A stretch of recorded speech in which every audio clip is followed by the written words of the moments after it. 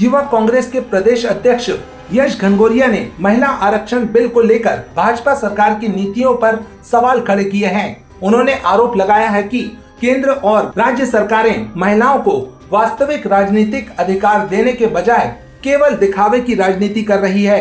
पत्रकार वार्ता में घनघोरिया ने कहा कि वर्ष 2023 में महिला आरक्षण बिल संसद से पारित हो चुका है। इसके बावजूद भाजपा इसे नए सिरे से मुद्दा बनाकर राजनीतिक लाभ लेने का प्रयास कर रही है। उनका कहना था कि सरकार महिलाओं को वास्तविक भागीदारी देने के बजाय इस विषय का उपयोग केवल चुनावी फायदे के लिए कर रही है। उन्होंने राहुल गांधी के संसद में दिए गए वक्तव्य का हवाला देते हुए कहा कि महिलाओं को बराबरी का अधिकार मिलना चाहिए और उन्हें निर्णय लेने की प्रक्रिया में प्रभावी रूप से शामिल किया जाना जरूरी है।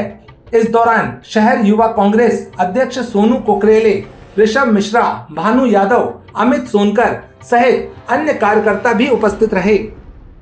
आज जैसा कि आप सब देख पा रहे हैं, पीछे मैजिशियन इस कम्प्रोमाइज का हमारा लेके ये पत्रकार वार्ता हमारी आयोजित की गई है, जो पूरे देश में एक भ्रम का माहौल भाजपा द्वारा निर्मित किया जा रहा है कि कांग्रेस ने महिला आरक्षण बिल को रोका।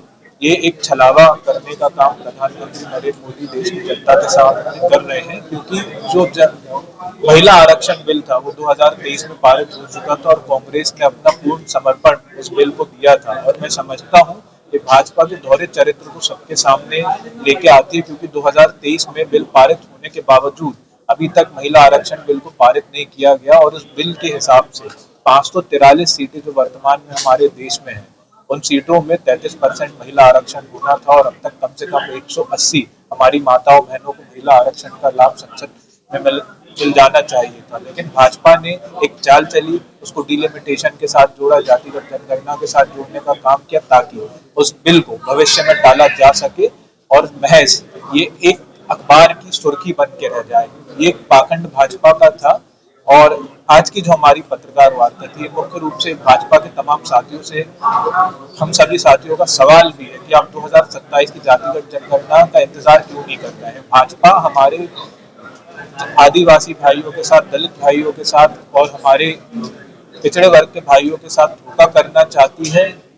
भाजपा चाहती है कि जातिगत जनगणना ना हो पाए और उसके पहले डिलिमिटेशन बिल पारित हो जाए। ये भाजपा की सोच थी, जिसको पूरे इंडिया गठबंधन ने खत्म करने का काम किया है। भाजपा का उद्देश्य ये था कि बिना किसी जातिगत जनगणना के डिलिमिटेशन बिल पारित हो, ताकि वो हमारे आदिवासी भाइयों का, दलित भाइयों को और हमारे पिछड़े वर्ग के भाइयों के अधिकार को छीनने में सफल हो। पर उनके मंसूबे पे रोकने का काम हमने किया है और निश्चित रूप से एक सवाल भी प्रधानमंत्री नरेंद्र मोदी के सामने खड़ा होता है। प्रधानमंत्री बौखलाहट में 59 बार कांग्रेस का नाम लेते हैं पत्रकार वार्ता में।